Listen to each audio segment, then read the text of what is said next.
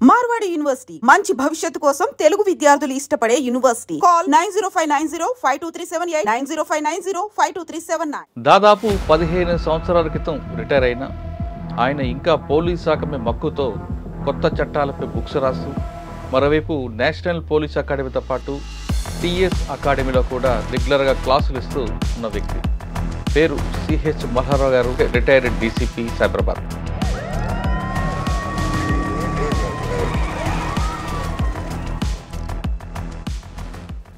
బాగా గుర్తుండిపోయిన సంఘటన గురించి లోపల పనిచేస్తూ ఉండి అతన్ని మనం మార్చుకోవడము.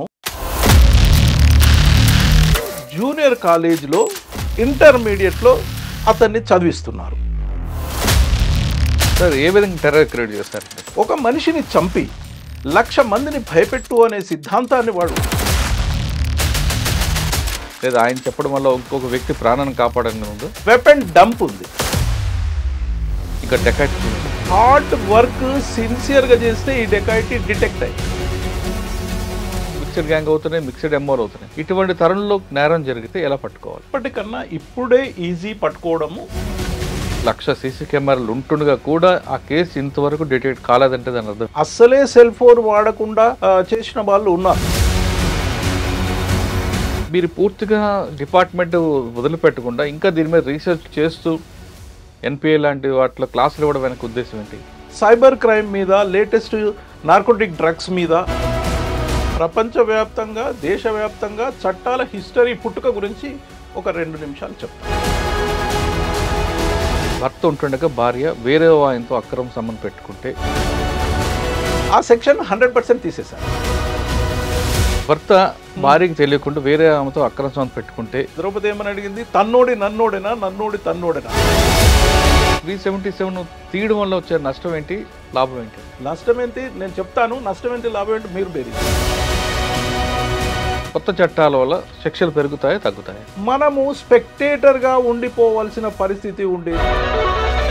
సార్ ఇప్పుడు కొన్ని కేసుల్లో ఎలక్ట్రానిక్ ఎవిడెన్స్ యూస్ఫుల్ కాదు. ఎలక్ట్రానిక్ ఎవిడెన్స్ ఎంత యూస్ఫుల్ అంటే, మీరు డిపార్ట్మెంట్కి వచ్చి బయటకు వచ్చిన తర్వాత కూడా ఇంకా మక్కువతో ఉన్నారు కాబట్టి ఈ డిపార్ట్మెంట్లోకి వచ్చే వాళ్ళకి మీరు ఇచ్చే మెసేజ్, ఈ డిపార్ట్మెంట్ ఇచ్చే వాళ్ళకి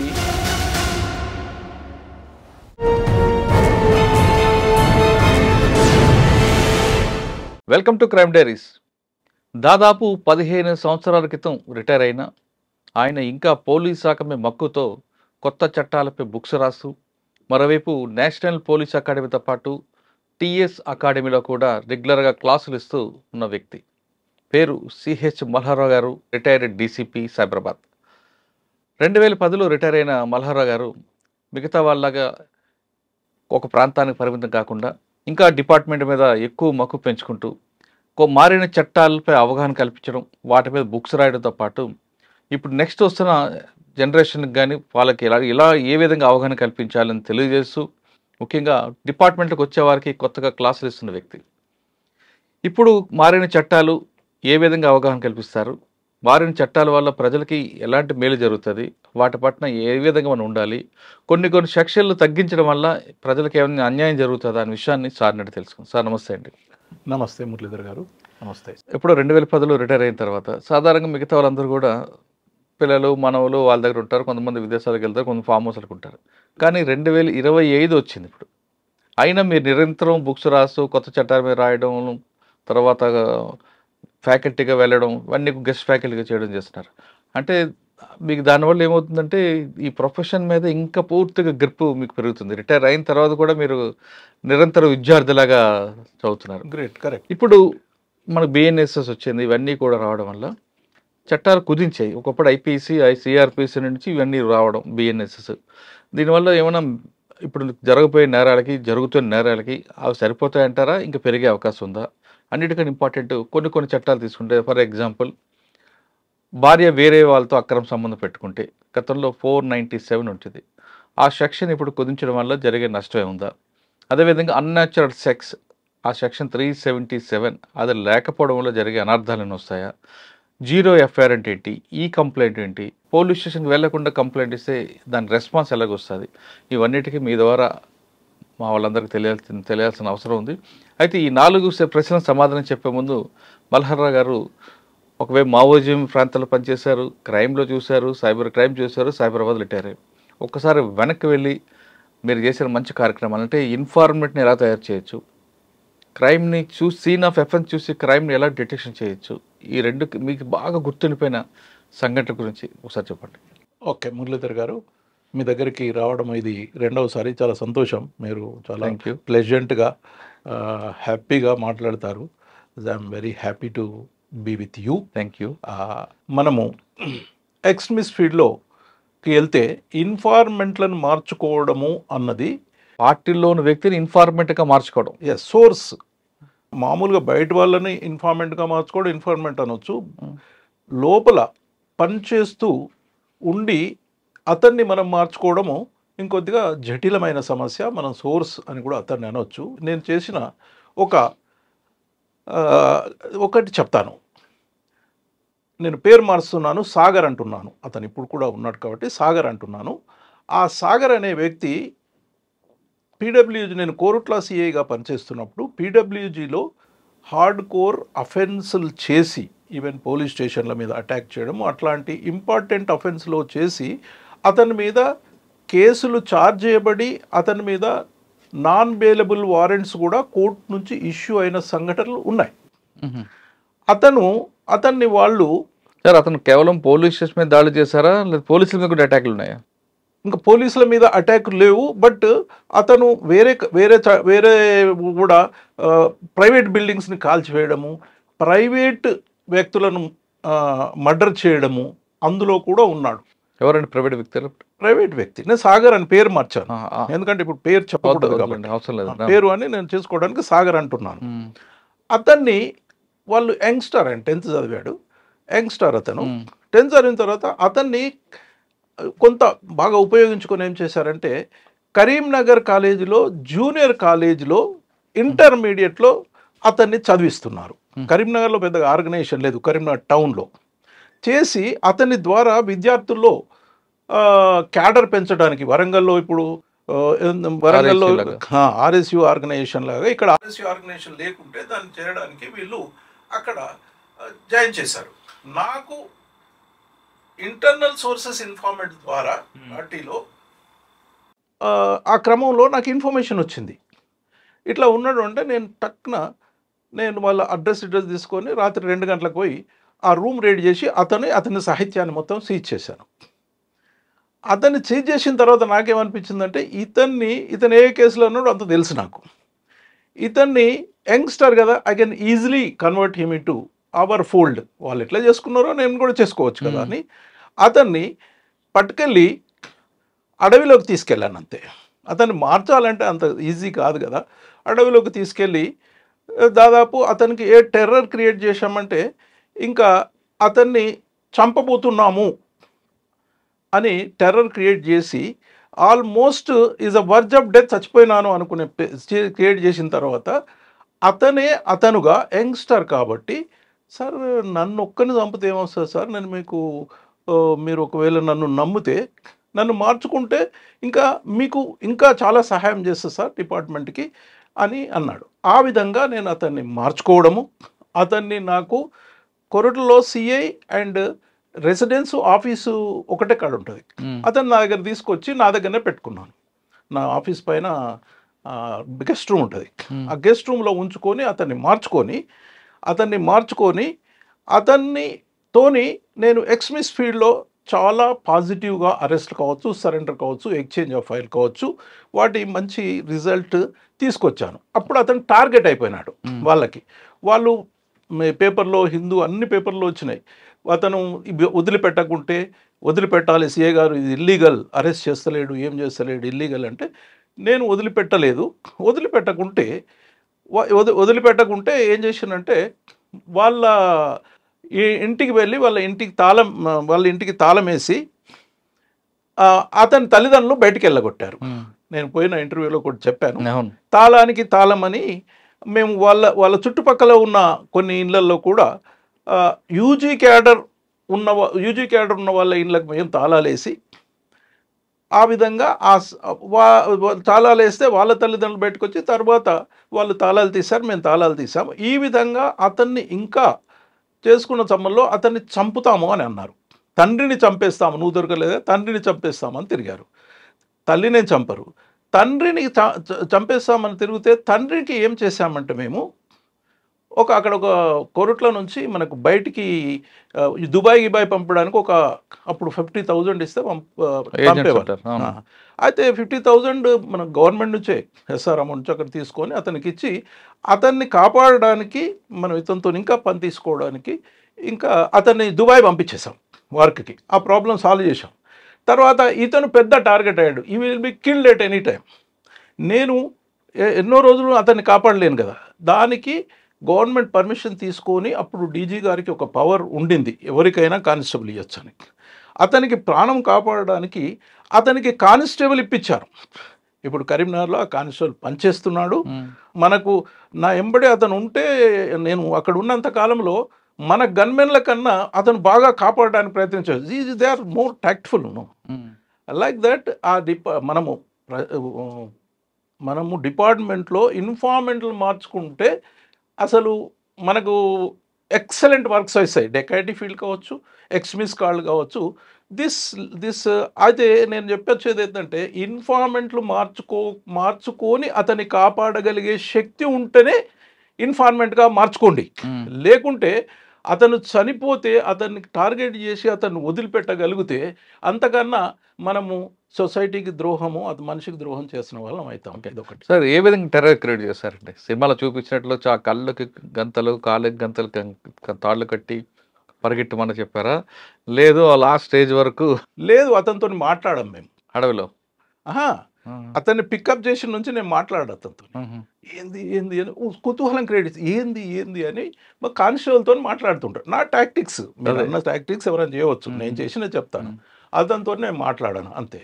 అతని గురించి మొత్తం చరిత్ర తెలుసు. అతను చెప్పేది ఏముంది నాకు, నేను మాట్లాడాను. మా కానిస్టేబుల్ మాట్లాడుతుంటారు, అబ్బో చాలా మంచోడు కాదు, అది చేస్తాడు, ఇది చేస్తాడు, అది అంటే నేను అసలే మాట్లాడాను. వాళ్ళు వచ్చి మా చేతులు ఏమన్నా సార్తో సార్ అంటాడు, వెనక జిబ్బులో కూర్చుంటాడు. అంటుంటే లేదు, మాకు పైనుంచి ఇన్స్ట్రక్షన్స్ ఉన్నాయి, గవర్నమెంట్ నుంచి ఇన్స్ట్రక్షన్స్, గవర్నమెంట్ డీజీ నుంచి ఇన్స్ట్రక్షన్స్ ఉన్నాయి, స్టేట్ చీఫ్ నుంచి నిన్ను పట్టుకోమన్నారు, చంపేయమన్నారు, అంతే, నా చేతులు ఏం లేదు అని అతనుగా మారిపోయి, సార్ మార్గమే లేదంటే మార్గం ఎక్కడ లేదు, మరి నాకు అంతే ఇన్స్ట్రక్షన్స్.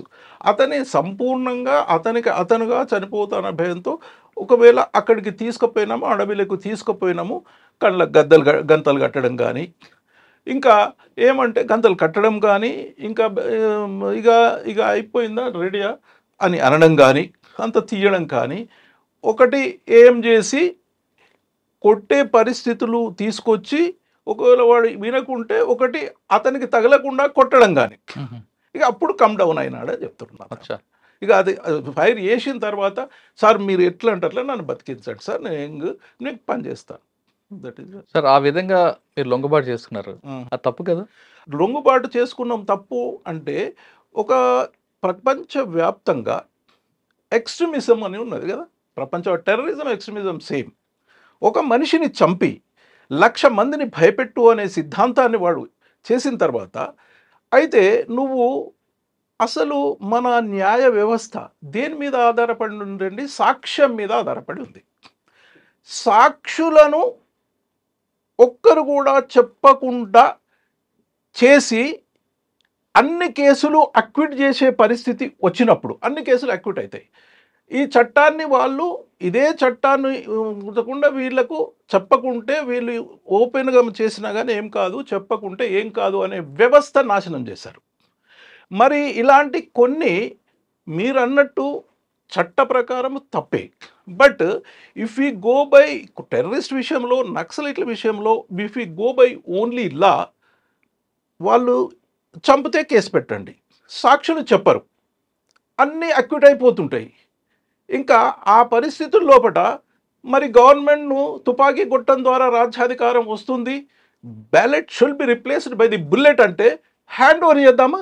అంటే మీరు ఆయన తీసుకున్నప్పుడు మీ ఐడియాలజీలతో ఆయనతో మాట్లాడి ఆయనలో పరివర్తన తీసుకొచ్చే అవకాశం ఉంది కదా, కేవలం బుల్లెట్ తోనే భయపెట్టడం కాకుండా. పరివర్తన తీసుకురావడం అంటే 5 ఏళ్ళు వాళ్ళు అతన్ని అది చేసి వీళ్ళు దొంగలు అనే విషయాన్ని వాళ్ళు చేసిన తర్వాత, నాకు అరెస్ట్ చేసిన తర్వాత 24 అవర్సే టైం ఉందండి నాకు కోర్టులో ప్రొడ్యూస్ చేయాలి. 24 అవర్స్లో కోర్టులు ప్రొడ్యూస్ చేస్తే అతను జైలుకు పంపితే జైల్లో రిసెప్షన్ కమిటీ ఉంటుంది తెలుసు కదా మీకు, తీసుకొని నక్సలైట్ ఇది అంటే వాళ్ళు అక్కడ బ్రెయిన్ వాష్ చేసేస్తారు. ఏం కాదు పోలీసు వాళ్ళతో ఏం చేయరండి. నీకు పోలీస్ రిమాండ్ మేము అడిగినా, పోలీస్ కస్టడీ అడిగినా ఇప్పుడున్న దాని ప్రకారము 5 రోజులు 3 రోజులు ఇస్తారు. 5 ఏళ్ళు చేసింది 3 ఏళ్లలో ఎంత హయ్యెస్ట్ సైకాలజిస్ట్ అయినా ఇది చేయలేని పని. అందుకని ప్రపంచవ్యాప్తంగా టెర్రరిజంను అణచడానికి, నక్సలిజంను అణచడానికి ఎక్స్చేంజ్ ఆఫ్ ఫైర్ అనేది వాడడం జరుగుతుంది. ఎందుకంటే ఇంకా వేరే మార్గం లేకనే జరుగుతుంది. అంటే ఎక్స్చేంజ్ ఆఫ్ ఫైర్ అనొచ్చా లేదా బంపింగ్ ఎన్కౌంటర్ అన్నదా? మేమైతే ఎక్స్చేంజ్ ఆఫ్ ఫైర్ అంటే ఎఫ్ఐఆర్లు ఉన్న ప్రకారం ఎక్స్చేంజ్ ఆఫ్ ఫైర్. అందులో మీకు ఒక్క విషయం కూడా ఎక్స్చేంజ్ ఆఫ్ ఫైర్ అనే ఉంటుంది. మేము రాసింది అదే, మేము చేసింది అదే. కానీ బంపింగ్ కాదంటారు. అది మీరు చూసుకోవాలి. మేము ఇప్పుడు ప్రజల ముందు ఎంత చెప్పాలో అంత చెప్తాం, ప్రజలు మీరు డిసైడ్ చేసుకోవాలి. మీ కంట్రోల్లోకి వచ్చాడు, ఆయన ప్రొటెక్ట్ చేశారు, ఆయన ఇచ్చిన ఇన్ఫర్మేషన్ ప్రకారం అరెస్టులు, సరెండర్, ఎక్స్చేంజ్ ఆఫ్ ఫైర్లు ఉన్నాయి. ఓకే, మంచి ఆయన చెప్పడం వల్ల ఒక మంచి ఎన్కౌంటర్ కానీ, లేదా ఆయన చెప్పడం వల్ల ఇంకొక వ్యక్తి ప్రాణాన్ని కాపాడని ఉందా? ఉంటుంది.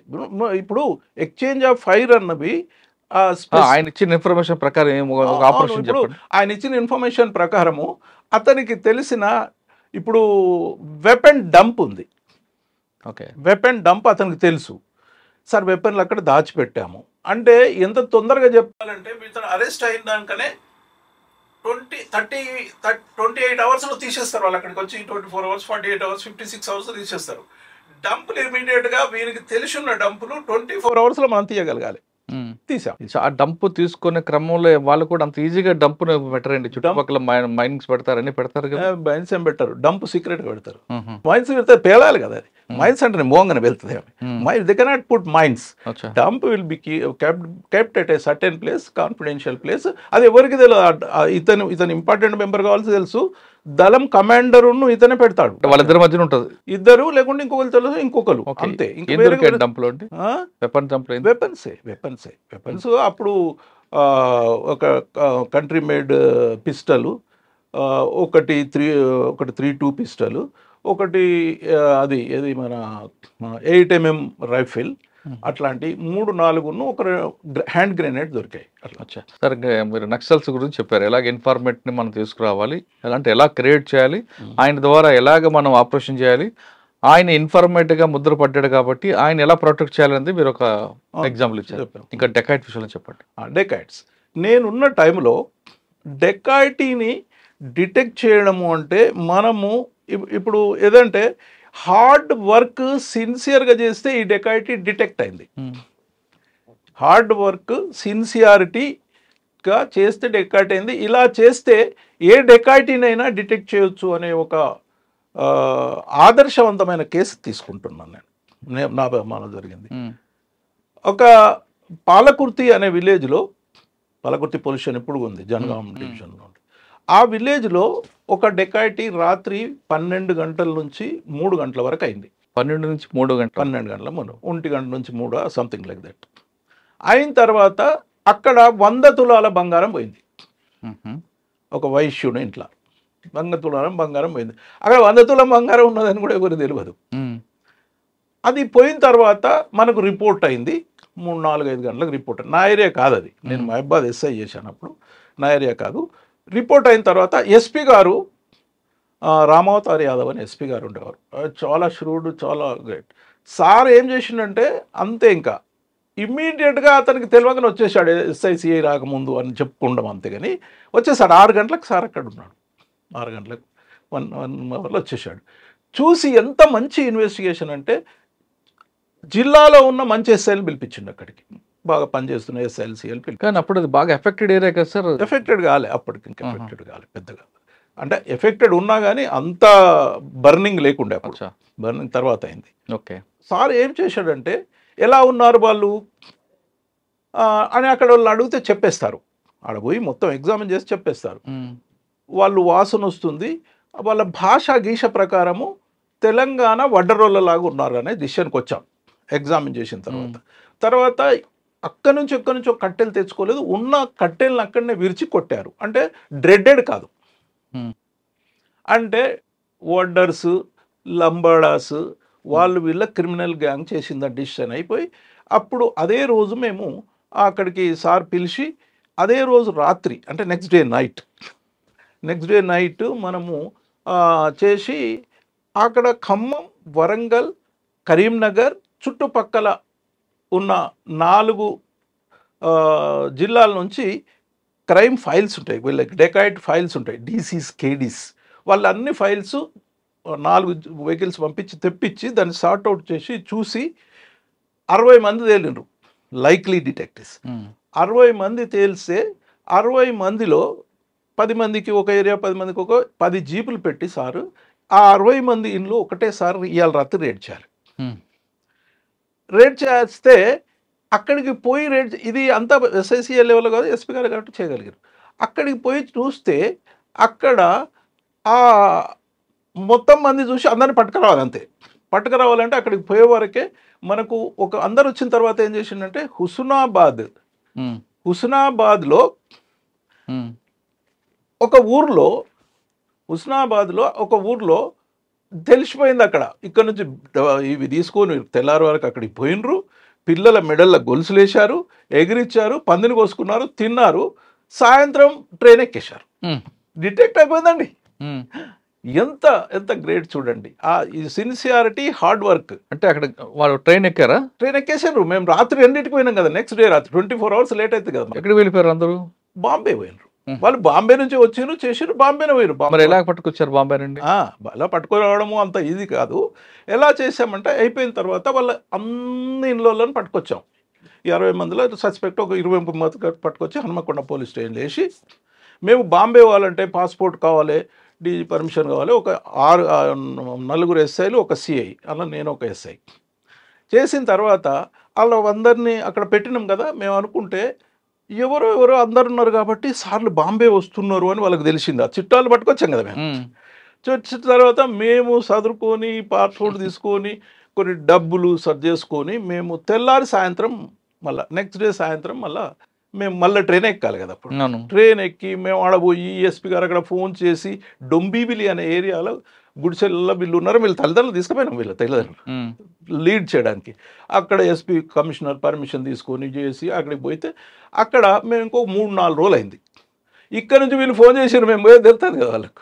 ఇక్కడ నుంచి అక్కడికి ఫోన్ చేశారు వాళ్ళు, ల్యాండ్ లైన్ చేస్తే అక్కడ మేము ఆ డొంబివిల్లో అక్కడ రేడ్ చేసే వరకు ఏమైందంటే అక్కడి నుంచి వాళ్ళు అందరూ అక్కడ కూడా వాళ్ళ భార్య పిల్లల మెడల్లో గొలుసులేసి వేసుకొని మస్తు తాగి చేసి ఈ ఫోన్ వచ్చింది మేము వెళ్ళిపోతున్నాం అని అది కాల్ చేసిండ్రు. అది మొత్తం ఖాళీ చేసిండ్రు. మేము పోయి రేడ్ వేస్ట్ అయిపోయింది. మేము అక్కడి నుంచి మేము అక్కడ ఏం వేసినాం అంటే వాళ్ళు అక్కడ చెప్పింది ఏంటంటే పెద్దగా దొరికింది సార్ 100 తులాలు, చాలా రోజులు చేస్తున్నారు వాళ్ళు దుబాయ్ పోవడానికి ప్రయత్నం చేస్తున్నారు. మేము ఇన్ఫార్మెంట్ తండ్రిని ఎట్లా దుబాయ్ పంపినాము, వాళ్ళు మంచి డెకాయిట్ అయింది, దుబాయ్ పోతారు. అలా A1 A2 వాళ్ళు దుబాయ్ పోవడానికి ప్రయత్నం చేశారు. ప్రయత్నం చేస్తుంటే ఇక మేమేం చేసామంటే అప్పుడు ఇంట్రెస్ట్ ఉండాలి, సిన్సియారిటీ ఉండాలి, చేయాలనే తపన ఉండాలండి. అరే ఇది ఏంది ఉద్యోగం, ఆఫ్టర్ ఆల్ డెకాయిట్ని పట్టుకోలేమా మనం ఇంత స్ట్రెండ్, వీళ్ళని పట్టుకోకుంటే మనం ఎందుకు అనే ఒక తపన ఉంటే మేము ఏం చేసినామంటే అప్పటిదప్పుడు విచారించడం. కరీంనగర్ నుంచి వచ్చారు వీళ్ళు, కరీంనగర్ నుంచి దుబాయ్ పంపడానికి ఎంతమంది బ్రోకర్స్ ఉన్నారు ఇక్కడికి అడిగి లిస్ట్ అవుట్ చేసి బ్రోకర్స్ ఇల్లు రేడ్ చేసి దుబాయ్కి పంపడానికి రేడ్ చేసి మొత్తం నలుగురు చూసుకొని నలుగురు దగ్గర 50 పాస్పోర్ట్లు ఉంటాయి. 50, 60, 30, 20 అట్లా 200 పాస్పోర్ట్ తీసుకొని ఆ నలుగురిని తీసుకొని లోపడేసినాం అక్కడ బాంబేలో లోపడేసేసి చేస్తే అంత వాళ్ళు పోలీస్ స్టేషన్లో తీసుకోరు, గెస్ట్ హౌస్ ఇచ్చారు, గెస్ట్ హౌస్ వేసుకొని చెప్పినాం మాకు వీళ్ళిద్దరు కావాలి. 5-6 పాల్గొన్నారు కానీ వాళ్ళ ఇద్దరే పోతున్నారు, వీళ్ళిద్దరు కావాలి, మీరు 200 పాస్పోర్ట్లు మాగానే ఉంటాయి, వాళ్ళిద్దరిని మాకు పట్టిస్తే ఇస్తాం, లేకుంటే మీ మీద అన్ని కేసులు పెట్టి అరెస్ట్ చేసి అక్కడ రిమాండ్ చేస్తాం, ఎందుకంటే అక్కల్లోనే మోసం చేశారు కదా అంటే వాళ్ళు భయపడ్డారు. ఆ ఇద్దరిని బట్టి అండి మీ దందా మీరు చేసుకోండి. ఆ ఇద్దరిని పట్టేయడానికి మీరు ఇక్కడ వాళ్ళు మొత్తం వాళ్ళు మాకు వాళ్ళే ప్లాన్ చెప్పారు. మీరు ఇక్కడ ఉంటే మొత్తం ఇన్ఫర్మేషన్ పోతాను సార్, మీరు 15 రోజులున్నా దొరకరు, వాళ్ళు మా దగ్గరికి రారు, మీరు వెళ్ళిపోండి. మేము వాళ్ళకి ఫోన్ నెంబర్లు ఇచ్చి వాళ్ళతోని కాంటాక్ట్లు ఉండి వాళ్ళని కాన్ఫిడెన్స్ తీసుకొని వాళ్ళకి చెప్పాము, మీకు దుబాయ్కి పాస్పోర్ట్ వచ్చింది, వీసా వచ్చింది, మీకు మెడికల్ కోసం డాక్టర్ దగ్గరికి పోవాలి అని వాళ్ళను ఇద్దరిని సింగిల్గా మెడికల్ కోసము డాక్టర్ మేము మొత్తం ప్లాన్ ఇచ్చాం. ఇది నేను ఒక నిమిషంలో అయ్యేది కాదు, ఇది నెల రోజులు ప్లాన్ ఇచ్చి వాళ్ళని మెడికల్కు తీసుకుపోయే క్రమంలో మళ్ళీ పోయినాం మేము, మళ్ళీ ప్లాన్ ఇచ్చాము. ఈ మీ ఇల్లు ఎక్కడున్నది, వాడు ఎక్కడుంటాడు, వాళ్ళు ఎక్కడుంటాడు, ఈ హోటల్లో మేము వచ్చి పట్టుకుంటాము, మీరు తీసుకుపోయి అక్కడ టిఫిన్కి తీసుకుపోయి అంటే ఆ ప్లాన్ వేస్తే వాళ్ళు కరెక్ట్గా ఆ బాంబే అది మెడికల్ కోసం అని తీసుకొచ్చి అక్కడ తీసుకొచ్చి వాళ్ళిద్దరిని మాకు పట్టించారు. మేము 2 ఎస్ఐలను 4 కానిస్టేబుల్ పోయినాం, 6 పోయినాం, పట్టుకున్నాము. వాళ్ళ ఇళ్ళలో చెక్ చేస్తే బంగారం దొరికింది, అప్పటికి అమ్ముకున్నారు. ఓ 60% అట్లా రికవరీ అయింది. సిన్సియారిటీ అంటుంటే డిటెక్ట్ కానీ కేసు ఉండదండి, అది జస్ట్. సార్ అప్పట్లో ఒక క్రైమ్ జరిగిందంటే పలానా గ్యాంగ్ అనేది ఆ సీన్ చూసేవారు చెప్పేవారు.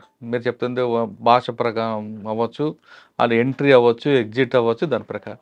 కానీ ఇప్పుడున్న పరిస్థితుల్లో మిక్స్డ్ గ్యాంగ్ అవుతుంది, ఎవరు పడితే వాళ్ళు చేస్తున్నారు.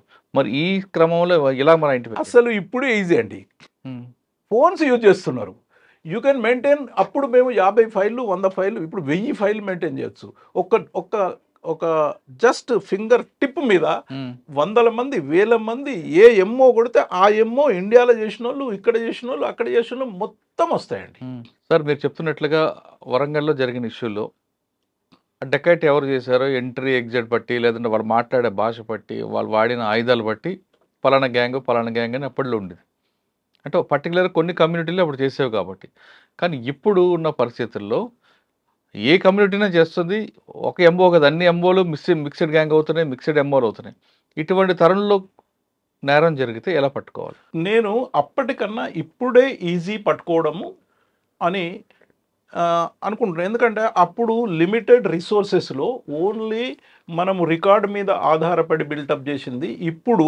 అప్పుడు 100-150 ఎంఓలు ఉంటే ఇప్పుడు 500 ఎంఓస్ కూడా డిటెక్ట్ చేసి every MO is recorded from police station to national crime record bureau level. తర్వాత ఇప్పుడు మీరు ఒక క్లిక్ మీద ఏ ఎంఓలో ఎంతమంది ఇండియాలో ఉన్నారు అని పాత దాని ప్రకారము చేయడము, లిస్టు దొరకడము, వాళ్ళ కొరకు పరిగెత్తడానికి బేసికల్లీ 99% కేసుల్లో మీకు సెల్ ఫోన్లు వాడుతున్నారు. టవర్ లొకేషన్ ద్వారా, సెల్ ఫోన్ ద్వారా మీరు అసలు మోస్ట్ ఆఫ్ ది కేసెస్ ఇప్పుడే ఎక్కువగా డిటెక్ట్ అవుతున్నాయని నా ఉద్దేశం. ఓకే, కానీ ఇటీవల జరిగిన కొన్ని సంఘటనల్లో జైరాబాద్లో కాల్పులు అవ్వచ్చు, హైదరాబాద్లో కాల్పులు అవ్వచ్చు, మనకి మీరు అన్నట్లుగా టవర్లు ఉన్నాయి, 1,00,000 సీసీ కెమెరాలు ఉంటుండగా కూడా ఆ కేసు ఇంతవరకు డిటెక్ట్ కాలేదంటే దాని అర్థం ఉండవచ్చు. ఇప్పుడు అప్పటికన్నా అప్పుడు అన్డిటెక్టెడ్ పోయిన వాటికన్నా ఇప్పుడు అన్డిటెక్ట్ పోయిన తక్కువగానే ఉన్నాయని మన రికార్డ్స్ కూడా చెప్పొచ్చు. మీరు ఏదైనా డిటెక్ట్ అయితే టక్కున డిటెక్ట్ అయిపోతుంది. ఇంత టెక్నాలజీ ఉంటుండగా కూడా ఎస్కేప్ అయ్యే వాళ్ళు ఉన్నారు కదా. ఉన్నారు. ఇప్పుడు అస్సలే సెల్ ఫోన్ వాడకుండా చేసిన వాళ్ళు ఉన్నారు. సెల్ ఫోను, టవర్ లైను అతను అఫెన్స్ చేస్తున్నప్పుడు దొరకకుండా చేసే వాళ్ళు ఉన్నారు. బట్ టెక్నాలజీ వల్ల ఒక్కొక్క సిమ్ ఫోను, ఒక్కొక్క ఫోన్ వాడినా కూడా మనము శంషాబాద్లో ఒక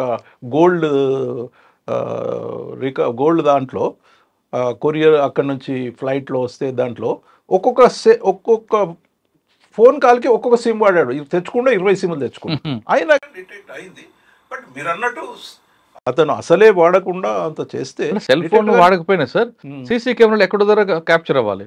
1,00,000 కెమెరాలో కూడా మిస్ అయ్యాడంటే అంటే ఈ 1,00,000 కెమెరాలు అంటే అన్ని కెమెరాలు అంత పర్ఫెక్ట్గా పనిచేస్తాయని మనం చెప్పలేం కదా. మెయింటెనెన్స్ కావచ్చు, ఇంకా ఎన్నో కారణాలు ఉండవచ్చు. సరే సార్, టెక్నాలజీ పక్కన పెడదాం. ఓకే, మీరు రిటైర్ అయిన తర్వాత మీరు పూర్తిగా డిపార్ట్మెంట్ వదిలిపెట్టకుండా ఇంకా దీని మీద రీసెర్చ్ చేస్తూ ఎన్పిఏ లాంటి వాటిలో క్లాసులు ఇవ్వడం వెనక ఉద్దేశం ఏంటి? ఆ బుక్స్ రాయడం వెనక కారణం ఏంటి? ఎస్, నేను I wanted to be happy, healthy and good in all aspects. అందుకనే నేను 1998లో డిఎస్పీగానే నేను కంప్యూటర్ కొనుక్కున్నాను. కంప్యూటర్ కొనుక్కొని దాని మీద ప్యాషన్ పెంచుకున్నాను. ఇంటర్నెట్ కానీ, లేటెస్ట్ చాట్ జీపీటీ కానీ, జెమినై కానీ, I can do everything everything కాకున్నా కానీ నేను అడ్వాన్స్ స్టేజ్లో ఉన్నాను. అవన్నీ చేయడం వల్లనే నేను సైబర్ క్రైమ్ మీద, లేటెస్ట్ నార్కోటిక్ డ్రగ్స్ మీద, ఇవన్నిటి మీద కూడా నేను బుక్స్ రాయగలిగాను. అంటే కేవలం I'm well equipped with the latest technology. ఇది ఎందుకు చేశాను, అప్పుడు ఈ ఉద్దేశంతో చేయలేదు కానీ లేటెస్ట్ ఉండాలని చేశాను. ఇప్పుడు నాకు ఎంత ఉపయోగపడుతుందంటే అది, నేను 72 ఇయర్స్కి ఇంత హెల్దీగా ఉండి ఇంత యాక్టివ్గా ఉండడానికి కారణము I'm fully involved in this activity which is passion to me. And one thing I will get satisfaction that I'm sharing my precious experience with the youngsters. నేను యంగ్స్టర్స్కి ఇప్పుడు ట్రైనింగ్లో ఐపీఎస్ వాళ్ళకి కానీ చెప్తా. ఏం చెప్తా అంటే, నేను మీతో షేర్ చేసుకోవడం నాకు స్వార్థం ఉంది. ఎందుకంటే నేను 20 నుంచి 30 ఇయర్స్ మధ్యన ఏజ్తోని నేను మీకు చెప్పడం వల్ల, మీతో ఇంటరాక్ట్ కావడం వల్ల 20-30 సంవత్సరాలతో నేను 70+ ఉన్నవాడిని ఇంటరాక్ట్ కావడం వల్ల నా స్వార్థం ఏమందంటే, మీ యవ్వనాన్ని దొంగిలించి నేను యవ్వనంగా ఉన్నాను అని చెప్తాను. That is my secret, that is my passion. I will be continuing this for ever. Okay, సరే, ఇంకా మనం కొత్త చట్టాల మీద అవగాహన కల్పించాలి. ఓకే, అంటే చట్టం తీసుకురావడం వేరు, మార్పులు తీసుకురావడం వేరు, కానీ ప్రజలకి అవగాహన కల్పిస్తున్న బెనిఫిట్స్ వేరేగా ఉంటాయి. ఓకే, ఇప్పుడు కొత్త చట్టాల మీద అవగాహన. ఒకప్పుడు ఐపీఎస్, మన సిఆర్పిస్ పక్కన పెడితే ఫస్ట్ క్వశ్చన్ తీసుకుంటే అది 0 FIR. రైట్. దానికన్నా ముందు చట్టాల గురించి అవగాహన కల్పించాలి కదా ప్రజలకి. ప్రపంచవ్యాప్తంగా, దేశవ్యాప్తంగా చట్టాల హిస్టరీ, పుట్టుక గురించి ఒక 2 నిమిషాలు చెప్తాను. మానవాళి పుట్టిన నుండి నేరము అనేది ప్రిన్సిపల్స్ ఆఫ్ న్యాచురల్ జస్టిస్, సహజ న్యాయ సూత్రాల ప్రకారం ఇది చేస్తే తప్పు, ఇది చేస్తే ఒప్పు అని హ్యూమన్ బీయింగ్కి తన అంతరాత్మ చెబుతూనే ఉంటుంది. దాని తర్వాత మనము హిస్టరీ ఆఫ్ ది చట్టం గురించి పోతే, లా గురించి పోతే, ప్రపంచవ్యాప్తంగా మనకు ఇప్పుడు ఉన్న ఎవిడెన్స్ ప్రకారము మొట్టమొదటిగా క్రీస్తు పూర్వం 1750లో ఫస్ట్ హమ్రబ్బీ కోడ్ అని వచ్చింది. ఇప్పుడు కూడా మన ఇండియన్ పీనల్ కోడ్ అంటాం కదా, హమ్రబ్బీ కోడ్ అని.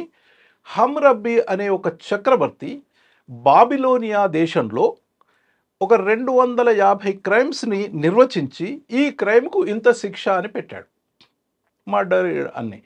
That is the initial stage where the law started. అక్కడి నుంచి మనము వివరంగా చెప్పుకుండా భారతదేశానికి వచ్చేద్దాం.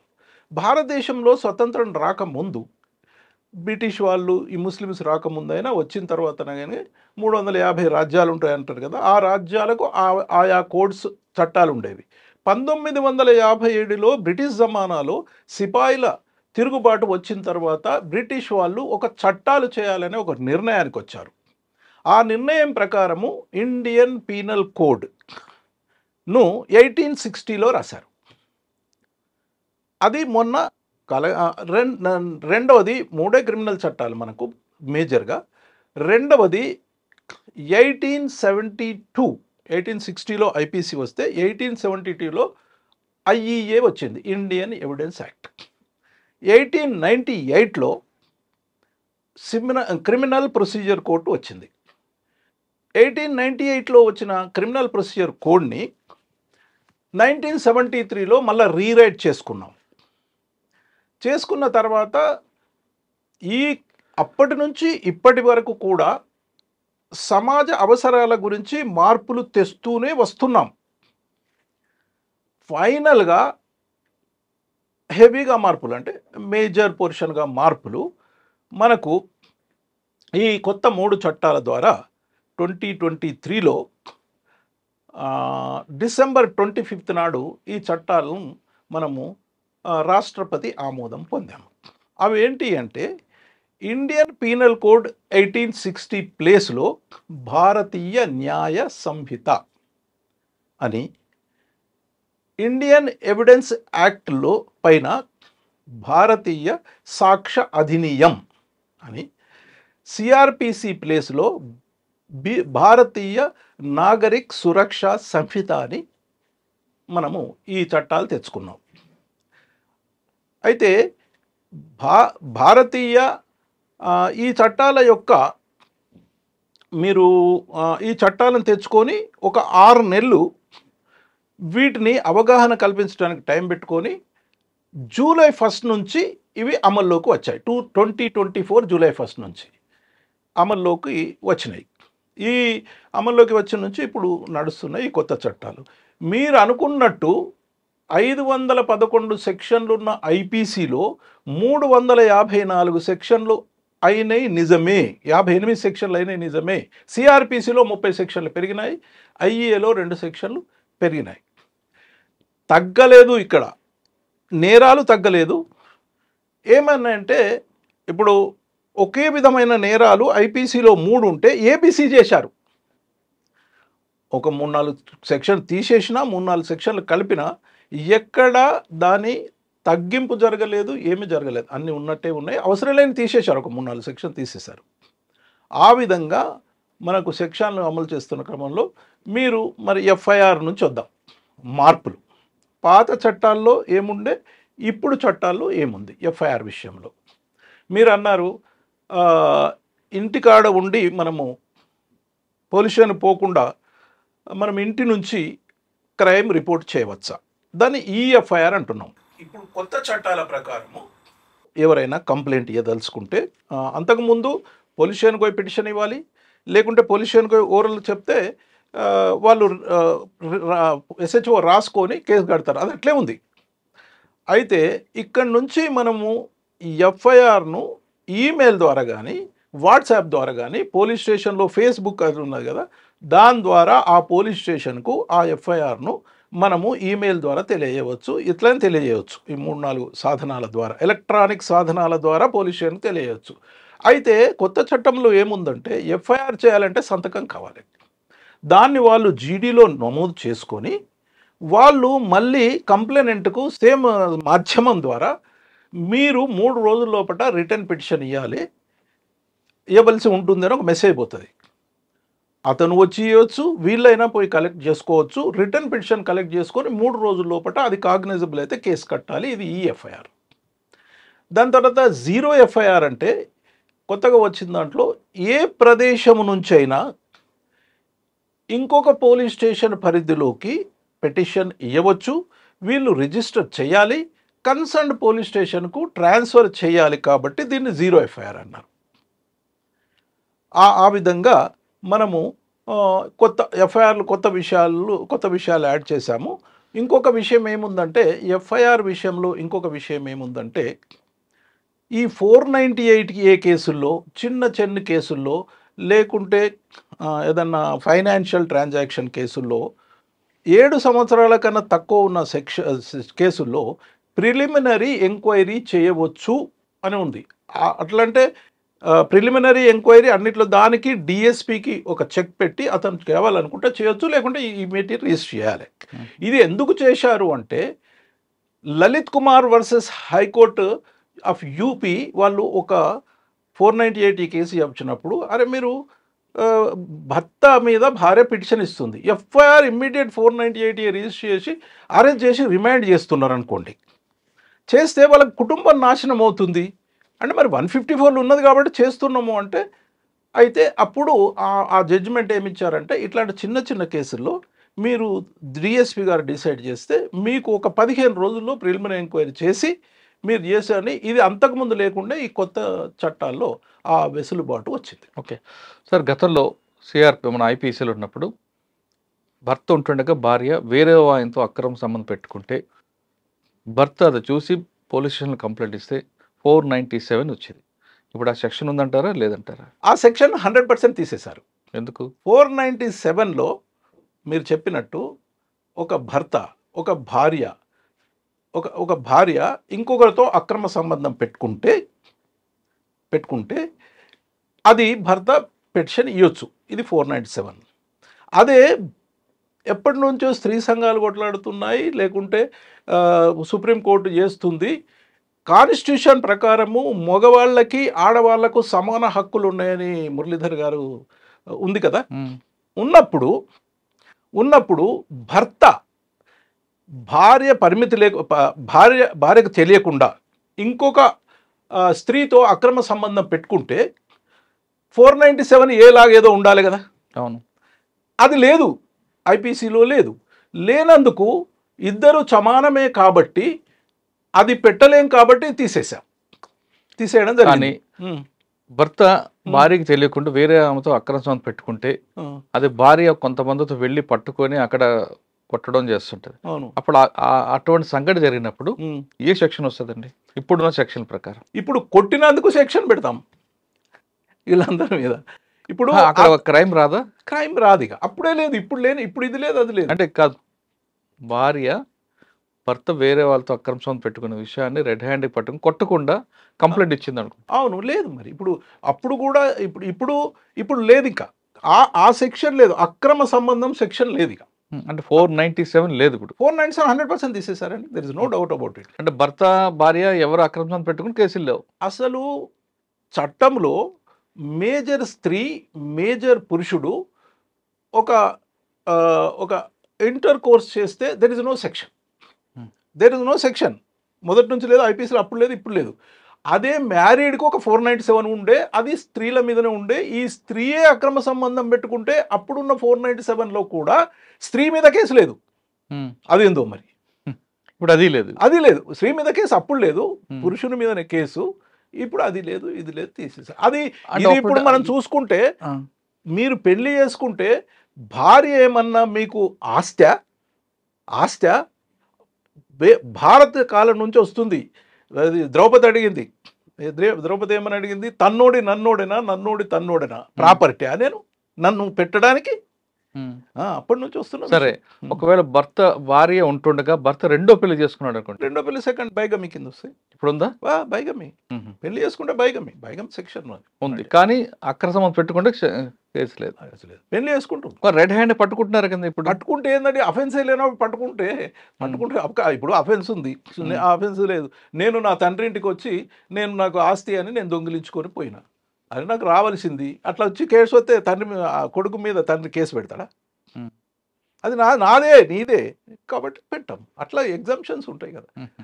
సార్, ఇప్పుడు అన్యాచురల్ సెక్స్ గతంలో 377 ఉండేది, ఇప్పుడు 377 తీయడం వల్ల వచ్చే నష్టం ఏంటి, లాభం ఏంటి? నష్టం ఏంటి నేను చెప్తాను, నష్టం ఏంటి లాభం ఏంటి మీరు బేరీ చేసుకోండి. 377 అన్నది అన్యాచురల్ సెక్స్, అసహజ సంభోగం అనుకోండి, సంభోగం అనుకోండి, అసహజ క్రియ. ఓకే, దీంట్లో మనిషికి కాకపోయినా మనుషులు జంతువులు అసహజం అంటే అసహజం. అవును. ఇప్పుడు పర్మిషన్ ఇయ్యకున్నా కానీ ఇప్పుడు ఏం చేశారంటే స్త్రీలు పురుషులు కలిసి ఉంటున్నారు కదా, అసహజ క్రియలు చేసుకుంటున్నారు కదా. సేమ్ సెక్స్ మ్యారేజ్ గురించి వచ్చింది కదా. సేమ్ సెక్స్ మ్యారేజ్ వేరే దేశాల్లో అలౌడ్, ఇక్కడ మన భారతదేశంలో దీని మీద ఎన్నో చర్చలు జరిగినాయి, సుప్రీంకోర్టులో కేసులు వచ్చినాయి. But we are not allowing same sex marriages. But same sex offence అంటే సుప్రీంకోర్టు కూడా అన్ని కూడా సేమ్ సెక్స్ ఏం అఫెన్స్ అతనికి లేదా, అతనికి అధికారం లేదా? ఇప్పుడు is having right as per the constitution. పురుషునితో పెట్టుకుంటే సంబంధం, స్త్రీతో పెట్టుకుంటే నీదేం పోయింది? అంటే అక్కడ ఇద్దరు ఇష్టపడి చేసుకుంటే అన్యాచురల్ సెక్స్ లేదంట, లేదు. కానీ అక్కడ బలవంతంగా చేశాడు అనుకుంటా. రేపే ఉంది కదా, ఏదన్నా పెట్టుకోవచ్చు. అవే రేపు కాదు, మెయిల్ అండ్ మెయిల్ అన్యాచురల్ చేసినప్పుడు ఆమె ఒకవేళ పిటిషన్ ఇచ్చింది అనుకోండి, నన్ను అనవసరంగా తీసుకుపోయినాడు, కిడ్నాపింగ్ పెట్టొచ్చు, ఏదైనా పెట్టొచ్చు, దట్ ఈస్ డిఫరెంట్. మీరు సేమ్ సెక్స్ ఇట్లాంటి కన్సెంట్ సెక్సే లేదని, అది మీకు భయపెట్టిందని పెట్టొచ్చు, ఏదైనా పెట్టొచ్చు కదా. ఓకే. ఇంకొకటి, కొత్త చట్టాల వల్ల శిక్షలు పెరుగుతాయా తగ్గుతాయా? పెరుగుతాయా తగ్గుతాయా అని లేదు. నేను చెప్పాను కదా, ఇండియన్ పీనల్ కోడ్లో 511 358 అయినాయి, సిఆర్పిసిలో 484కు 528 ఏదో అయినాయి, 30-40 సెక్షన్లు పెరిగినాయి. ఐఏలో 2 పెరిగినాయి అంతే. ఈ తగ్గడం అన్నది ఎందుకు జరిగింది అంటే, ఇంకా డీటెయిల్గా చెప్పాలంటే, ఇండియన్ పీనల్ కోడ్లో ఒక స్టార్టింగ్లో ఒక 50 డెఫినేషన్ సెక్షన్స్ ఉంటాయండి, 50 ఉంటాయి. ఇది కోర్ట్ అంటే ఏంది, మ్యాన్ అంటే ఏంది, ఇదని ఆ డెఫినేషన్స్ ఉంటాయి. ఆ 50 డెఫినేషన్స్ 50 సపరేట్ సెక్షన్లు ఇచ్చారు వాళ్ళు అప్పుడు ఐపీసీలో. ఆ 50 సెక్షన్లు ఇప్పుడు ఏబీసీలు చేశారు అంతే, సడన్గా 50 తగ్గిపోయినాయి. ఓకే. సెక్షన్ ఏం తగ్గలే, ఈ 3 మీరు చెప్పినది తీసేసినట్టు ఇంకా ఒకటి స్నాచింగ్ ఒకటి కొత్తది పెట్టారు. అట్లా తగ్గుడు ఎన్ని తగ్గినాయో పెంచుడు అన్న పెట్టినాం, దాని గురించి మనము క్వశ్చనే అనవసరము. అట్లా తగ్గినాయి. ఇప్పుడు 324, 326 అని 323 అని చేయితోని కొడితే 323 ఉండే, కర్రతోని కొడితే 324 ఉండే, కర్రతోని కొట్టి ఫ్రాక్చర్ చేస్తే 326 ఉండే. ఆ 3ని ఏబీసీ చేశారు, 2 సెక్షన్ తగ్గినాయి. ఓహో, అలా అన్ని కూడా అందులో కూడా ఎమ్మెల్సీ ఉంటుంది. ఎమ్మెల్సీ ఉంటుంది, అంత ఉంది, సెక్షన్ చేంజ్ చేయలేదు. ఓకే. కొత్త శిక్షలో సోషల్ సర్వీస్ అంటే ఏంటండి? కొత్త సెక్షన్లో సోషల్ సర్వీస్ అన్నారు ఆ సెక్షన్లు అంతే. చిన్న నేరాలు 3 సంవత్సరాల లోపటో 7 సంవత్సరాల లోపట నేరాల్లో వీరిని మళ్ళీ జైలుకు పంపి మళ్ళీ నిందితం చేసుడు ఎందుకు, అక్కడ అది ఉంటుంది కదా. చిన్న సెక్షన్లు వేరే దేశాల్లో కూడా సోషల్ సర్వీస్ చేయొచ్చు అనే శిక్షను వెయ్యొచ్చు అని ఉంటుంది అలా. ఓకే. సోషల్ సర్వీస్ ఏంది అన్నది రూల్స్లో గవర్నమెంట్ మనకు అవి ఇన్స్ట్రక్షన్స్ రూల్స్లో వస్తాయి. ఏమంటే సోషల్ సర్వీస్ అంటే అతను చదువుకున్నవాడు అనుకోండి, ఒక 1 ఇయర్ ఆర్ఫన్ స్కూల్లో పోయి చెప్పాలి. లేదు అసలు ఏం చదువుకోవాలి, ఆ స్ట్రీట్స్ ఊడవాలి, ఏదైనా కావచ్చు, సోషల్ పనిష్మెంట్ కింద. ఆ social service is new punishment. అంతకుముందు అది ఉండే, ఏది ఫైన్ ఉండే, ఇంప్రిజన్మెంట్ ఉండే, అట్లా కాకుండా డెత్ ఉండే. ఇది కొత్త సర్వీస్ పెట్టారు. ఏవి సోషల్ సర్వీసులు అని ఆ స్టేట్ వాళ్ళు చేసుకోవాలి, ఏదైనా కావచ్చు సోషల్. ఓకే. ఇప్పుడు కొత్త చట్టాల్లో హ్యాండ్స్ కప్స్కి ఏం చెప్పిందండి? బేడీలు వేయొచ్చా వేయకూడదా? It's a funny thing that handcuff అనేది 1860 నుంచి ఉన్నాయి, ఎప్పటి నుంచో ఉన్నాయి. ఐపీసీలో సిఆర్పిసిలో ఉంటుంది, ఇది ఐపీసీలో ఉండదు, అంటే బిఎన్ఎస్ఎస్లో ఉంటుంది. అసలు దాని గురించి ప్రస్తావనే లేదు, పాత దాంట్లో ప్రస్తావనే లేదు. ఎప్పుడు పోలీస్ మీద అలిగేషన్ దీంట్లో వేయలేదు. దాని గురించి చట్టంలో బేడీలు కోర్టులో వేయకూడదు కదండి. కోర్టులో వేయకూడదు, that is different. Court high court instructions, court hall ఎంటరంగా తీసేయాలి, that is a different thing. అసలు ఐపీసీలో హ్యాండ్ కప్స్ బేడీలు ఫలానా సెక్షన్లో వేయాలని లేదు, ఫలానా సెక్షన్లో వేయొద్దని. దానికోసము క్లారిటీ తీసుకురావడానికి 10 సంవత్సరాల రేపు, మర్డర్, ఎన్డీపీఎస్ యాక్ట్, డ్రగ్ యాక్ట్లో ఒక 15 యాక్ట్లో వేయొచ్చు అని చెప్పారు అంతే. ఇప్పుడు దీంట్లో ఇది కొత్త దాంట్లో వేయొచ్చు అని చెప్పారు, దాంట్లో అసలు బేడీల విషయం లేదు. 7 సంవత్సరాలు లోబడి శిక్షలకి లేదు, అంటే 7 సంవత్సరాలని లేదనలా. హీనియస్ క్రైమ్ హీనియస్ క్రైమ్స్ అని క్రైమ్స్ కూడా అది చేశారు. మర్డర్, రేపు, ఎన్డీపీఎస్, ఆర్గనైజ్డ్ క్రైమ్, ఒక 15 క్రైమ్స్ చేశారు. ఇందులో ఏమన్నారు, బేడీలు వేయమన్నారు. ఓకే. ఇంకా సమ్మన్ల విషయంలో కొత్త చట్టాలు ఏం చెప్తుందండి? సమ్మన్ల విషయంలో ఏం చెప్పిందంటే, సమ్మన్ అంటే మనకు ఒక సాక్షిని కోర్టుకు రప్పించడానికి చేసే ప్రక్రియలో భాగం సమన్. కోర్టుకు రప్పించడానికి ఒక సాక్షికి, అయ్యా మీరు కోర్టుకు ఫలానా రోజు ఫలానా కోర్టుకు రావాలని ఇష్యూ చేసే ఒక summon. It is the duty of that person to come and depose the evidence whatever he know, you can tell. దీనికి ఫిజికల్గా తీసుకొని ఒక కానిస్టేబుల్ హోంగార్డ్ పోయి అతని ఇంటికి పోయి సర్వ్ చేయడం అన్నది ఎంత పెద్ద ప్రక్రియ. దాన్ని తీసేసి ఏం చేసిండ్రంటే, ఇప్పుడున్న కొత్త ఎలక్ట్రానిక్ సాధనాలను ఉపయోగించుకొని you can send it by the WhatsApp, you can send it by the email అని చేశారు. దానివల్ల ఎంత సహులత అయింది, విట్నెస్ కూడా ఎంత మంచిదే అది. కానీ ప్రొఫెషనల్ అఫెండర్స్ దీంట్లో, ఇది సాక్షుల గురించి మనం మాట్లాడుకున్నాం. అవును, కానీ ప్రొఫెషనల్ అఫెండర్స్ దీంట్లో ఏం చెప్పారు? ప్రొఫెషనల్ అఫెండర్స్, అబ్స్కాండింగ్ అక్యూజ్డ్, తర్వాత ఇది మనము సమన్ వరకు చూసుకుంటే వారెంట్ వేరు, సమన్ వేరు. సమన్ వరకు చూసుకుంటే it's a very good suggestion that చెప్తారు. అతను లా అబైడింగ్ సిటిజన్ అని చెప్పగానే వచ్చేస్తాడు అంతే, దానికి పెద్ద పొయ్యి సర్వ్ చేయాల్సిన పని లేదు. ఇప్పుడు పాత చట్టాల్లో కొత్త చట్టాల్లో ప్రొఫెషనల్ అఫెండర్ అంటే మీరు ప్రొక్లెయిమ్డ్ అఫెండర్ అని అన్నాడు. మీరు అడిగిన దాని ప్రకారం ప్రొక్లెయిమ్డ్ అఫెండర్. ప్రొక్లెయిమ్డ్ అఫెండర్ అనొచ్చు, అబ్స్కాండింగ్ అఫెండర్ అనొచ్చు. ప్రొఫెషనల్ అఫెండరు, అబ్స్కాండింగ్ అఫెండర్ అంటే ఏంటంటే, నేరం చేస్తాడు, నేరం చేసిన నుంచి అబ్స్కాండ్ అవుతాడు. పాత చట్టాలకు కొత్త చట్టాలకు ఎంత డిఫరెన్స్, ఎంతున్నదో మీరే చెప్పాలి. నేను I will explain what is there in it. మనము స్పెక్టేటర్గా ఉండిపోవాల్సిన పరిస్థితి ఉండేది పాత చట్టాల ప్రకారం. అతను ఒక 5గురితో మర్డర్ చేయిస్తాడు, వాళ్ళకి డబ్బులు ఇస్తాడు, ఇచ్చి అతను తప్పించుకు తిరుగుతుంటాడు, డబ్బులు బాగున్నాయి కాబట్టి. ఈ 5గురి మీద కేసు నడవాలి, నేను పక్కకు ఉండాలి, అతని మీద అక్విట్ చేయించి మళ్ళీ తర్వాత వచ్చి ఆయన అక్విట్ అవుతాడు. ఎంత అన్యాయం అండి. మనం చూస్తూ ఇంత ఇంత చట్టము, ఇన్ని కోర్టులు చూస్తూ ఊరుకునే పరిస్థితి ఉండేది. ఇప్పుడేముందంటే ఆ కొత్త ప్రొక్లెయిమ్డ్ ఈ వీళ్ళ మీద మనము ఈ ప్రొక్లెయిమ్డ్ అఫెండర్ మీద మనము ఆల్ టైప్స్ ఆఫ్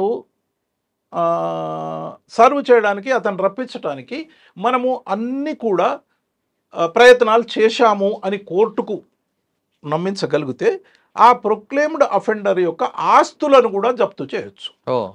ఇప్పుడు కొత్త దాంట్లో అతను ఆటోమేటిక్గా రావడానికి, చట్టానికి సహకరించడానికి ఇది బాగా ఉపయోగపడుతుంది, ఇది మంచిది అని. ఇంకొకటి ఏమంటే ఆ చట్టము అంతకుముందు అతను దొరకనప్పుడు, ప్రొక్లెయిమ్డ్ అఫెండరు దొరకనప్పుడు ఏముంటాయంటే ప్రొసీజరు, వీళ్ళ మీద కేసు నడిపి అవైలబుల్ ఉన్న మీద అతను దొరికినప్పుడు అతని మీద నడపాలని ఉంటే, ఇంకా ఏం మనము దొరకనోడే మంచోడు, వీళ్ళు దొరికి తప్పు చేశారు కదా.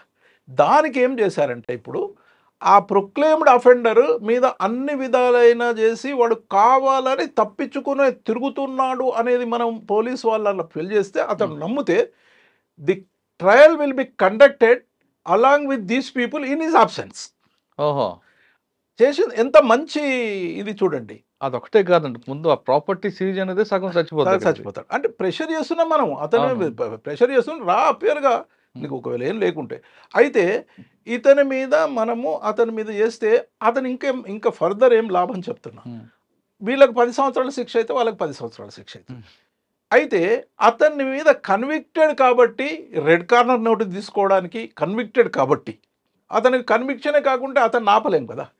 వేరియస్ కన్విక్టెడ్ అంటే పర్సన్స్కి వేరే సెట్ ఆఫ్ రూల్స్ ఉన్నాయి కదా.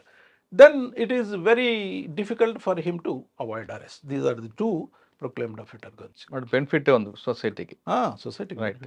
తర్వాత సూసైడ్ అటెంప్టెడ్. అవును, సూసైడ్ అటెంప్ట్ చేసుకుంటే నేరం అనండి గతం నుంచి ఉంది. అసలు ఆయన ఆత్మహత్య చేసుకోవడం అనేది అతన్ని మనసు చంపుకొని కష్టాలు పోతే చనిపోతే 174. అవును, ఓకే, అవును. బతుకుంటే మరొక కేసా? మీలాంటి మహానుభావులు చెప్పారని తీసేశారు. ఇంకా సుప్రీంకోర్టు చెప్పింది ఎప్పుడు, అవును, తీసేశారు ఇప్పుడు అంతే. అయితే ఇందులో ఇంకా తిరకాస్తుంది.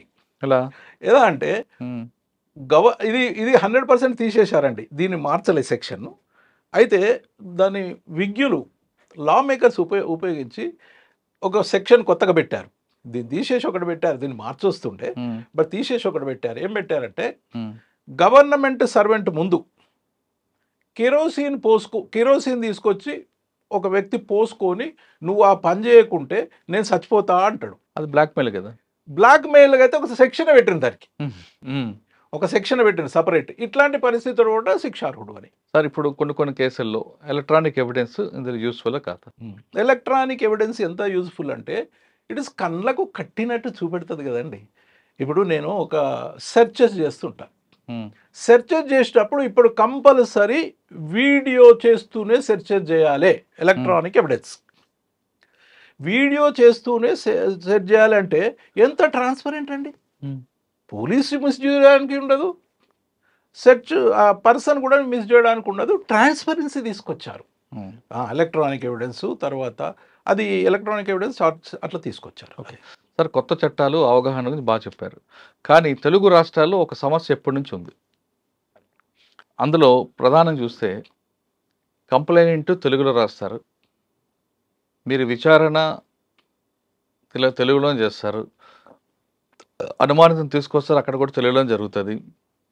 కానీ మీ ఎఫ్ఐఆర్ ఇంగ్లీష్లో ఇస్తారు, తర్వాత విచారణ జరుపుతారు, ఛార్జ్షీట్ ఇంగ్లీష్లో వేస్తారు, జడ్జిమెంట్ ఇంగ్లీష్లో వస్తుంది. అంటే ఇక్కడ బాధితుడు కానీ నేరస్తుడు కానీ వాళ్ళు చేసిన తప్పు, మేము రాసింది, మాకు జరిగిన అన్యాయం అనేది పూర్తిగా తెలియదు. ఇక్కడ కంప్లైంట్ రాసింది కూడా బాధితుడు తెలుగులో రాస్తాడు, దాన్ని ఇంగ్లీష్లో ట్రాన్స్లేట్ చేస్తారు, అక్కడ రాసిన వ్యక్తి వేరే వ్యక్తి ఉంటారు, తర్వాత ఛార్జ్షీట్ ఇంగ్లీష్లో వస్తుంది, జడ్జిమెంట్ ఇంగ్లీష్లో వస్తుంది. కానీ వేరే రాష్ట్రాల్లో తీసుకుంటే సౌత్ ఇండియాలో వేరే రాష్ట్రంలో ఏ భాష ఉందో ప్రాంతీయ భాష ఆ ప్రాంతీయ భాషలో జరుగుతుంది. ఇక్కడ ఎందుకండి అది ఆ ప్రాబ్లం? అది ఏమంటే తెలుగులో ఇస్తే తెలుగులో చేయకూడదని ఏమీ లేదు. మరి ఎందుకు జరగట్లేదు? ఎందుకు జరగట్లేదంటే ఇప్పుడు చేసిన వాటికి మాత్రం తెలుగులు ఇస్తుండ్రు. కాలక్రమేణా మనము ఒక 15-20 ఏళ్ళ కింద ఇంగ్లీష్ నుంచి 90%, 80%, 70%కి వస్తుంది. కానీ మీరు అన్నట్టు పెద్దగా జరగట్లేదు అని అంటే మనము ప్రభుత్వం తెలుగులోనే రాయాలి, తెలుగులో రాయకుంటే పనిష్మెంటు, భాషా సంఘము ఇవన్నీ తెలుగులోనే ఉండాలనే అనేకమైన ఇన్స్ట్రక్షన్స్ ఇస్తుంది. తెలుగులో రాయండి లోయర్ లెవెల్ కోర్టులో, అదే మనకు సుప్రీంకోర్టులో ఇంగ్లీష్లోనే ఉంటుంది. అవును, ట్రాన్స్లేట్ చేసుకోవచ్చు. అదే ఇది హైకోర్టు లెవెల్లో కూడా. తమిళనాడు ఏ ప్రాంతీయ భాష ఉంటుంది, అక్కడ హిందీలోనే రాస్తారు కదా నార్త్ ఇండియా. నార్త్ ఇండియా ఇది అంటే నేషనల్ లాంగ్వేజ్. నేషనల్ మీరు తమిళనాడు, కర్ణాటక, ఒడిస్సా ఎక్కడైనా సరే లోకల్ లాంగ్వేజ్ ఉంటుంది. అవును, ఇప్పుడు నార్త్ ఇండియాలో కూడా ఏ రాష్ట్రానికి ఆ రాష్ట్రం లాంగ్వేజ్ ఉంది. జార్ఖండ్ తీసుకోండి మీరు, ఏ రాష్ట్రానికి ఆ రాష్ట్రం అక్కడ హిందీ పాడుతున్నారు. మరి ఇక్కడ ఎందుకు జరగట్లేదు? అక్కడ హిందీ వాడుతున్నారు అని చెప్తున్నా, అక్కడ కూడా లోకల్ లాంగ్వేజ్ రాయట్లేదు అని చెప్తున్నా. అక్కడ హిందీ అంటే కామన్ గా వచ్చు కాబట్టి. మీరు అన్నట్టు అసలు ఫిర్యాదే మనకు తెలుగులో ఇస్తున్నాడు కదా. అవును, ఫిర్యాదు అందులో రాయాలి, అందులోనే ఛార్జ్షీట్ వేయాలి. మీరు అన్నది అది హైకోర్టు చర్య తీసుకోవాలి. వీళ్ళందరి ఇన్స్ట్రక్షన్స్ సర్క్యులర్స్ మస్తున్నాయి. దాని వల్ల క్రెడిబిలిటీ పెరుగుతుంది, తగ్గుతుంది, పెరుగుతుంది కదా తెలుగులో. అవునవును, నాకు జరిగిన అన్యాయం కరెక్ట్ జరిగింది, నాకు న్యాయం అనేది ఈయనకి తెలుస్తుంది, ఈయన చేసిన తప్పు శిక్ష పడింది ఆయనకి తెలుస్తుంది కదా. అవునవును, 100% మీరు అన్నది కరెక్టే. సర్క్యులర్ ఇష్యూ చేస్తున్నారు, ఇంకా జరగట్లేదు. బట్ దాని మీద అంత సీరియస్గా ఉంటే అప్పుడు ఎవరైతే ఉంటే ఇంకా ఇప్పుడు ఇక్కడ ప్రాబ్లం ఏమైనా వచ్చిందంటే ఆల్ ఇండియా సర్వీస్ నుంచి వచ్చిన IPS ఆఫీసర్స్ ఇప్పుడు జనరల్గా నార్త్ ఇండియా వాళ్ళు తెలుగులో రాదన్నట్టు ఆ ఆఫీసర్ లెవెల్లో వచ్చిన హైరార్కీ లెవెల్లో వచ్చిన వాళ్ళు పెద్దగా ఇన్సిస్ట్ చేయకపోవడం వల్ల ఇది వస్తుంది. కానీ ఆల్ ఇండియా సర్వీస్ లోకి ఎంటర్ అయిన తర్వాత లోకల్ లాంగ్వేజ్ రావాలి కదండి, పాస్ కావాలి అని ఉంది. పాస్ కావాలంటే వీళ్ళు రావాలి అన్నట్టు కొన్ని ఉన్నాయి, వస్తాయి. కానీ అంత ఇప్పుడు జడ్జీలు కూడా వేరియస్ స్టేట్స్ నుంచి వచ్చి ఇది మారాలి, కంపల్సరీ మారాలి. యూజర్ ఫ్రెండ్లీ ఉండాలి కదా, అసలు కస్టమర్ ఫ్రెండ్లీ ఉండాలి కదా. మీరు అనేది కరెక్టే. ఇక వ్యవస్థలో ఉన్న ఎన్నో లోపాల్లో ఇదొక లోపం. ఓకే సార్, ఫైనల్గా చెప్పండి. గతంలో IPCలో 511, ఇప్పుడు BNSలో కొంత తగ్గింది. 358. దీనివల్ల ఏమైనా నేరస్తులకి ఉపయోగం ఉంటుందా? వాళ్ళకి సెక్షన్ సరిపోతాయంటారు నేరం చేసిన వాడికి? సెక్షన్లు ఏమి అనవసరమే తీసేసి అవసరం ఉన్న ఇప్పుడు స్నాచింగ్ సెక్షన్ ఉందండి. పాత దాంట్లో స్నాచింగ్ అయితే కొందరు థెఫ్ట్లో పెట్టేవాళ్ళు, కొందరు రాబరీలో పెట్టేవారు. రాబరీ కాదు, ఇది థెఫ్ట్ కాబట్టి స్నాచింగ్. అవసరమైన సెక్షన్లు కొత్తవి యాడ్ చేశారు, అనవసరమైన సెక్షన్లు తీసేశారు. బట్ చట్టం మొత్తము ఏదైతే దాని స్పిరిట్ ఉందో, చట్టం స్పిరిట్ అలాగే ఉంది. సరే, స్నాచింగ్ నుంచి తీసుకుంటే స్నాచింగ్లో స్నాచింగ్ కాకుండా 354 కూడా యాడ్ చేసిన కొన్ని సంఘటనలు ఉన్నాయి. అంటే అందులో కంటెంట్ ఉండాలి కదా. 354 అంటే నీకు ముట్టకుండా ఇట్లా స్నాచింగ్ 354 ఎట్లా అయిందంటే పోతూ ఉంటే అతను బాడీ టచ్ చేసి దానికి సంబంధించింది ఉంటే 354 పెట్టొచ్చు. అంటే కొంతమంది ఆఫీసర్లు ఏం చేసేవారు అంటే వాడికి బెయిల్ వస్తుంది కాబట్టి 354 పెట్టేవారు. అది పెట్టేవారు, ఇప్పుడు కూడా మామూలుగా పెట్టేవారు. అట్లాంటి ఇప్పుడు మన డీవియేషన్స్కు ఎన్నో ఉంటాయి. కరెక్ట్, వాళ్ళు చేసింది తప్పట్టు, ఎందుకంటే సొసైటీ కోసం చేసింది తప్ప ఆయనకి పర్సనల్ ఇంట్రెస్ట్ ఉంటుంది. సార్ ఫైనల్గా చెప్పండి, మీరు డిపార్ట్మెంట్లోకి వచ్చి బయటకు వచ్చిన తర్వాత కూడా ఇంకా మక్కువతో ఉన్నారు కాబట్టి ఈ డిపార్ట్మెంట్లోకి వచ్చే వాళ్ళకి మీరు ఇచ్చే మెసేజ్ ఏంటి? ఈ డిపార్ట్మెంట్ ఇచ్చే వాళ్ళకి ఏంటంటే ఇప్పుడు మనము సిన్సియర్, హానెస్ట్, మారల్స్, వాల్యూస్తోని మీరు ఉద్యోగము చేయండి. అది మీకు జీవితంలో ఉపయోగపడుతుంది. మీకు అన్ని విధాల మీరు జీవితాన్ని సాఫీగా చేస్తారు. ఇది బేసిక్ ప్రిన్సిపల్స్. నీకు నీ అంతరాత్మ చెబుతూనే ఉంటుంది, తెలియదనడం ఒట్టి వంచన. నీ అంతరాత్మ నీకు ఉద్బోధిస్తుంది ఇది.